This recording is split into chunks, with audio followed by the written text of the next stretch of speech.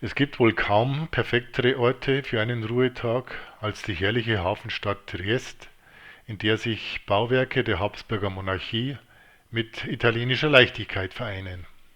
Aber wir hatten auch einen festen Plan, der uns erinnerte, dass die restlichen schon von daheim gebuchten Unterkünfte und als nächstes die Küstenorte Istriens auf uns warteten. Schon in der Stadt und auf weiten Strecken zum Tagesziel bei Porto Roche folgten wir dem Parenzana-Radweg.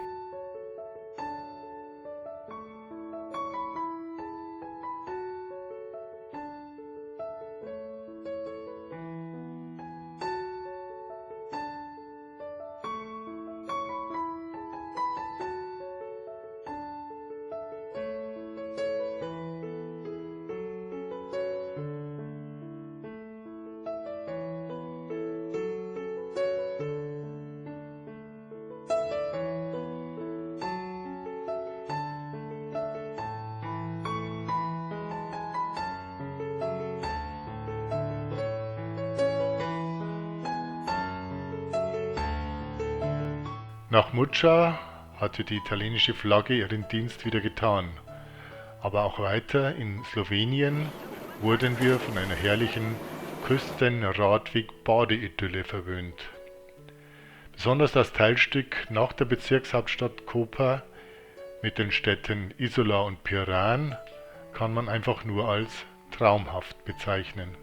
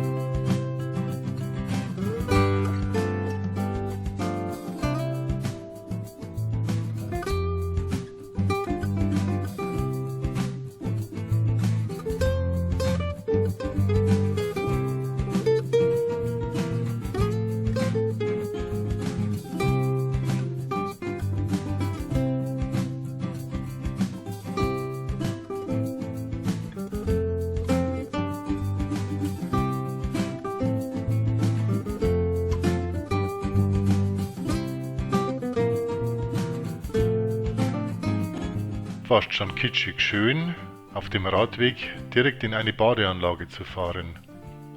Wir mussten uns geradezu zwingen, den Svetljnik-Strand in Isola wieder den Einheimischen allein zu überlassen.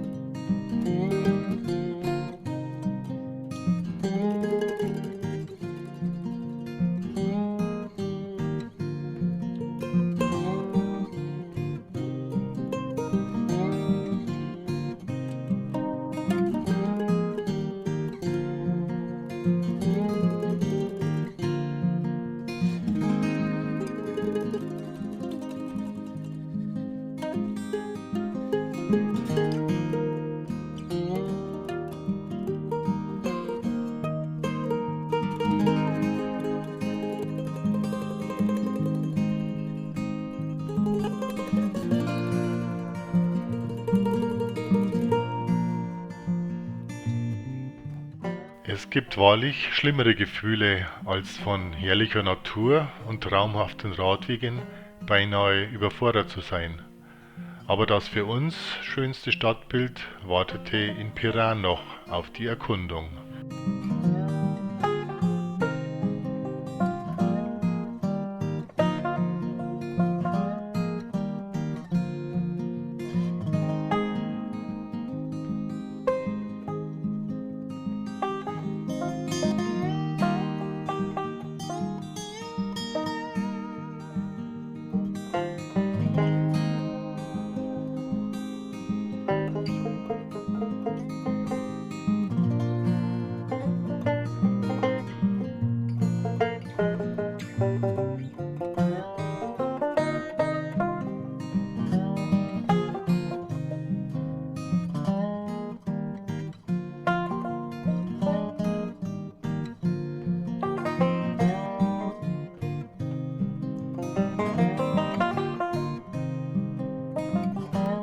Der Badeaufenthalt war uns wichtiger als der Kurort Portorož.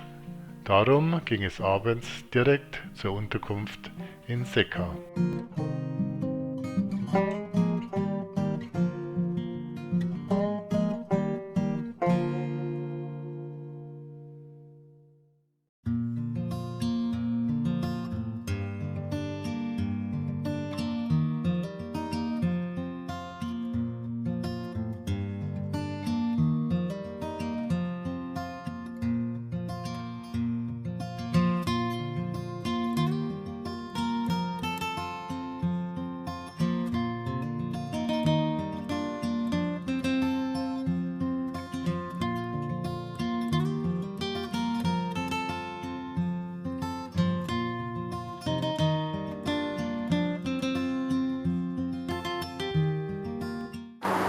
Wir stehen jetzt an die Salzwiesen von Šeka. In dem Ort haben wir heute übernachtet. Das ist kurz nach Portorož. Heute ist die Etappe Portorož-Poreč. Und jetzt kurz nach dem Hügel dahinter wechseln wir nach Kroatien.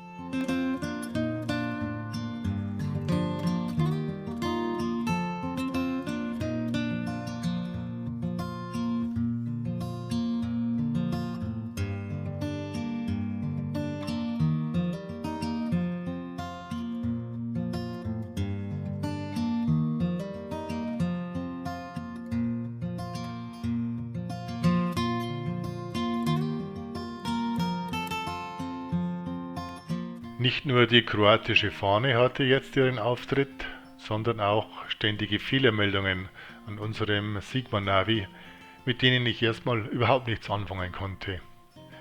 Erst eine ganze Weile später wurde mir klar, dass die Karte von Kroatien nicht installiert ist und die geringste Abweichung von der erstellten Komoot-Route Probleme bereitete. Es wurde uns schlagartig klar, wie sehr man sich auf diese Technik doch verlässt und wie verlassen man ohne ist. Again what learned. Und als Vorboten für die nächsten Tage gab es schon mal eine Ladung weißen Staub.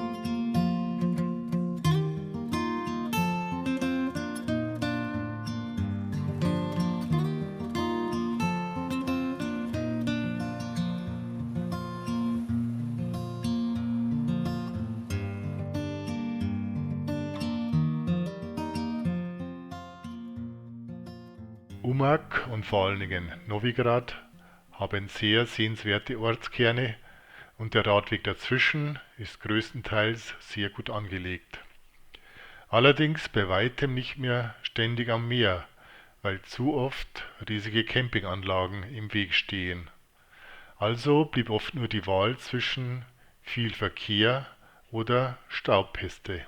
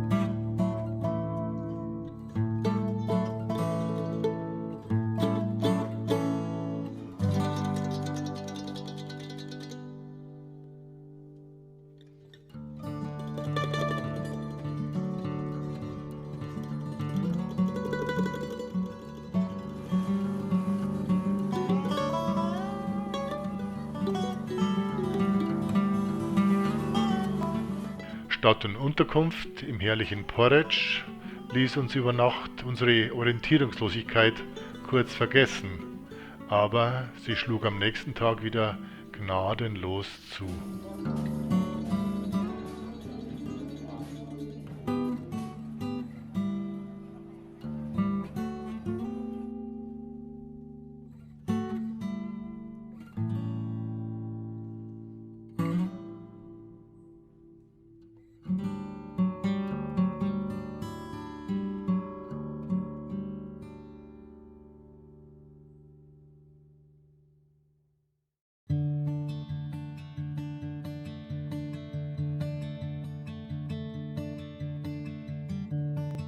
Noch einmal am wunderbaren Stadtbild von Porridge entlang und dann die erste Aufgabe dieses Tages, den Limski-Fjord zu umfahren, der ca. 10 Kilometer ins Land ragt und den direkten Weg Richtung Süden versperrt.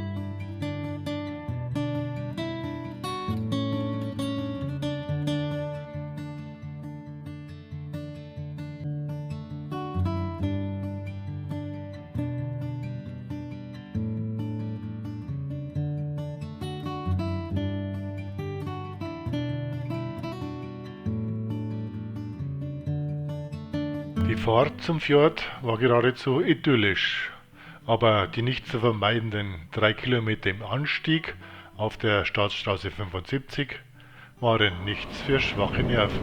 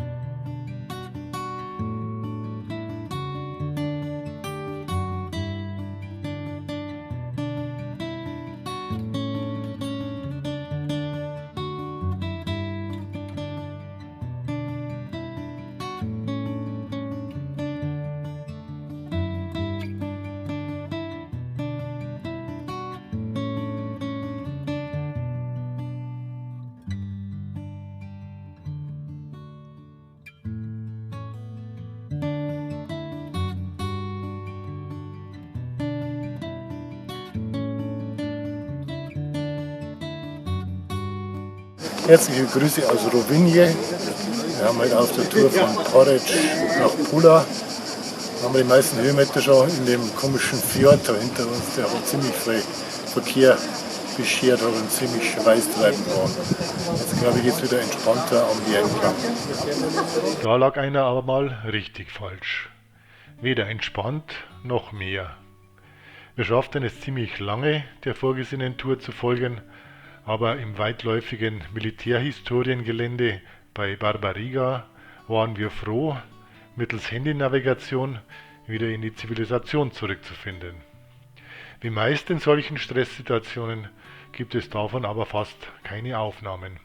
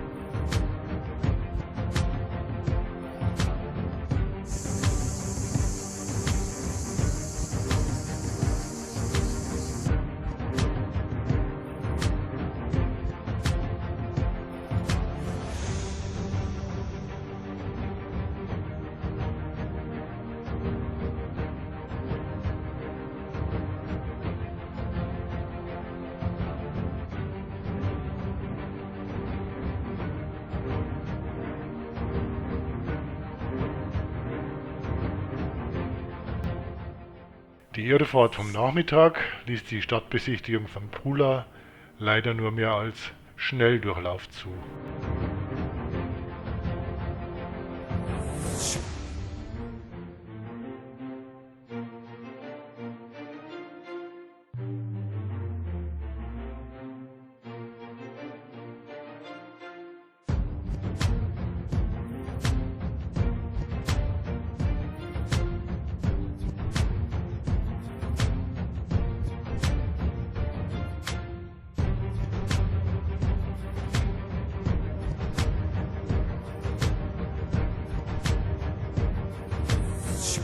Guten Morgen, ab sofort geht es wieder Richtung Norden. Gestern war mit der Besichtigung von Pula der südlichste Punkt. Und jetzt geht es in die Bucht von Rijeka. Das machen wir in 2 Etappen. Es wird da nicht so wahnsinnig viel zum Sehen geben, hauptsächlich zum Treten. Muss auch mal sein.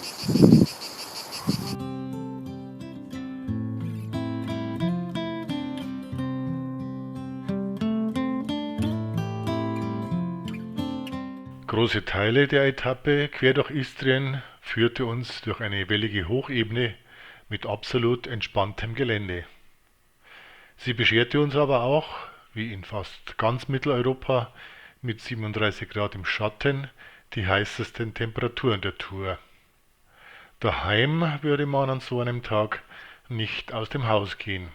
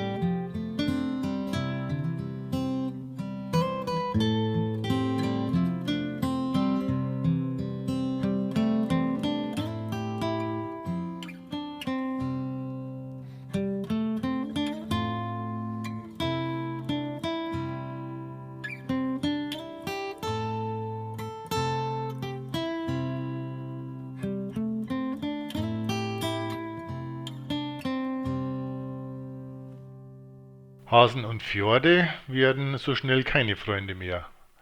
Am Nachmittag wartete der Rasa-Fjord und das wieder unvermeidbare Steilstück auf uns. Von Rasa nach Labin mit brüllender Hitze, bedrohlichem Schwerlastverkehr und am Schluss bedenklicher Kreislaufprobleme meiner Franziska. Der Inhalt der Wasserflaschen war zwar keine Erfrischung mehr, aber als feuchte Umschläge tat es ihren guten Dienst. Und überhaupt, diese Frau ist hart im Nehmen. Und dann noch dieser erfrischende Wasserfall, der sich als stinkender Abwasserkanal herausstellte.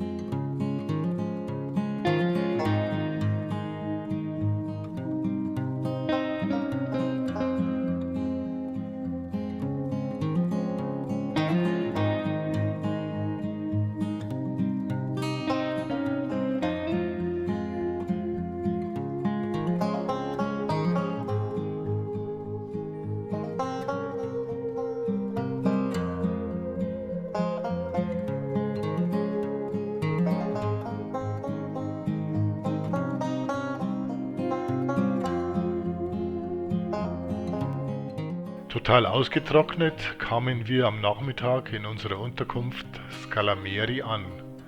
Ein altes Bauernhaus, das von dem italienischen Paar Barbara und Rino liebevoll renoviert wurde und bei denen wir mit überaus herzlicher Bewirtung schnell wieder neue Energie fanden.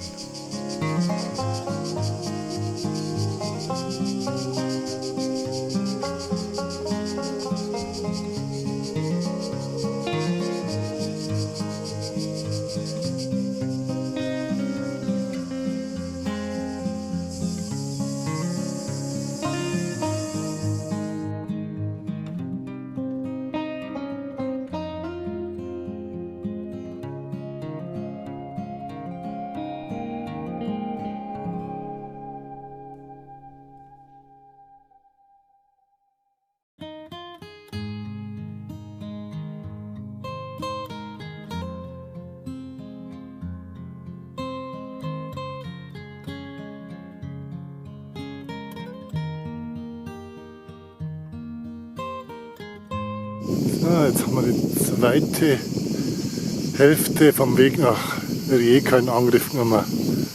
Nach der Nacht im Scalameri. Das war eine wunderbare Unterkunft. Das waren ganz nette Menschen. Total. Total eben nirgendwo. Aber alles da, was man braucht. das stimmt. Jetzt erwartet uns wieder wahrscheinlich ein bisschen mehr Verkehr, aber da müssen wir durch.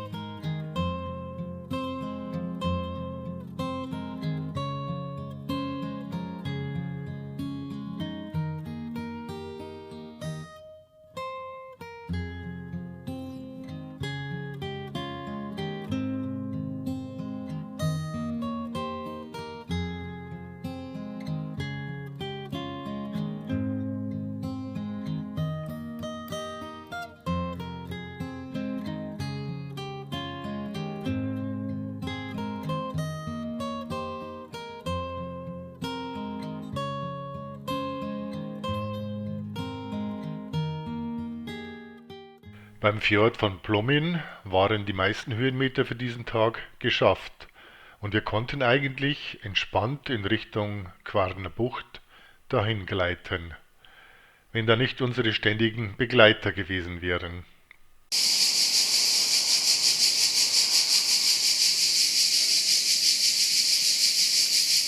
Heiße Temperaturen sind der Zikaden Freud und des Radlers Last.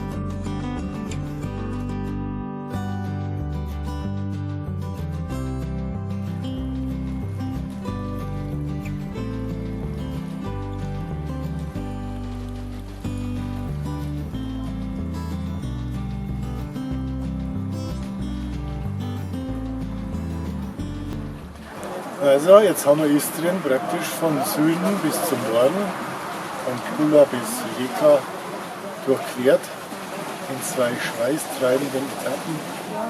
37 Grad hat es zwar mir angezeigt, zum Teil schon ganz schön extrem. Aber jetzt sind wir glücklich in der Bucht von Opatija gelandet. Da machen wir jetzt erst einmal 2 Stunden Pause. Noch geht es zur Unterkunft in Rijeka.